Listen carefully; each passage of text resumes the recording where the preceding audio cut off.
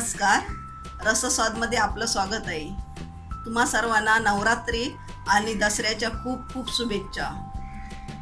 आज दसऱ्यानिमित्त आपण कोकणातील एक गोड पदार्थ बघणार आहोत. त्याचं नाव आहे घारगे. त्यासाठी लागणारे साहित्य बघूया.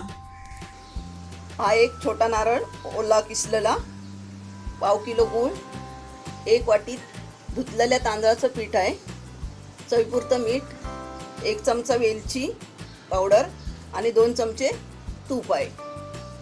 आता आपण पहिल्यांदा पाणी गरम करत ठेवूया. आपण 1 वाटी पाणी आणि अर्धी म्हणजे 1.5 वाटी पाणी, ज्या मापाने आपण पीठ घेतो त्याच मापाने आपण पाणी वापरायचं आहे. आता या पाण्याला उकळी काढूया. पहिल्यांदा आपण पाण्यामध्ये गूळ घालूया.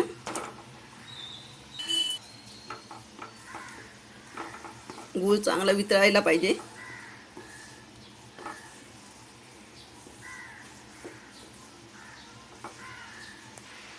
गूळ वितळायला आहे. चवीपुरते आपण थोडंसं मीठ घालूया. वेलची, तूप, गॅस आता आपण स्लो केलेला आहे. खोबरं घालून घेऊया.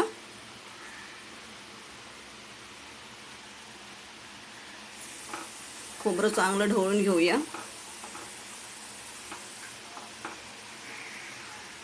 थोडंसं गॅस मीडियमवरती ठेवूया.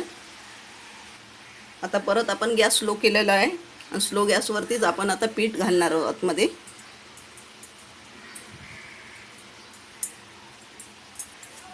हे तांदळाचं पीठ मीडियम दळलेलं आहे.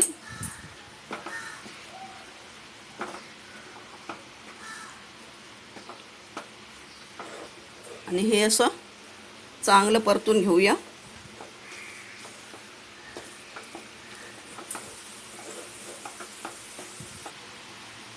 हे घारग्यांचं पीठ चांगलं परतून झालं आहे. चांगलं 2-3 मिनटं आपण मंद आचेवरती परतून घेतलेलं आहे.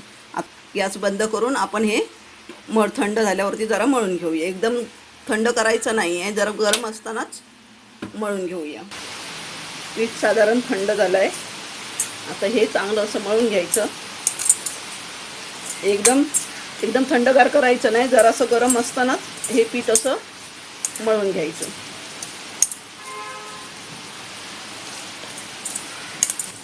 पीठ आपलं चांगलं मळून झालं आहे. असं घट्ट मळायचं. हे पीठ पातळ होता नाही, असं घट्ट व्हायला पाहिजे. आपण आता ह्याचे घारगे बनवून घेऊया. आपण हा गोळा असं एवढे गोळे करून घ्यायचे आणि तेल लावून हाताला घ्यायचं आणि हे असं हातानेच दाबून बनवायचे हातावरती.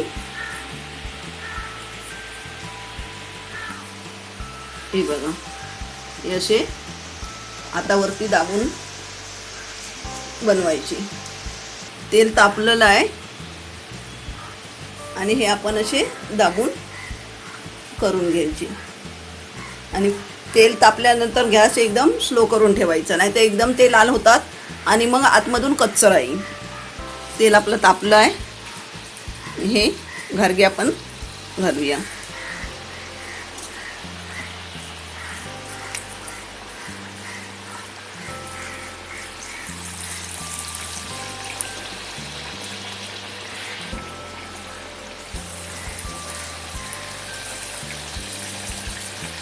मंद आचेवरती आपण तळायचे आहे ते.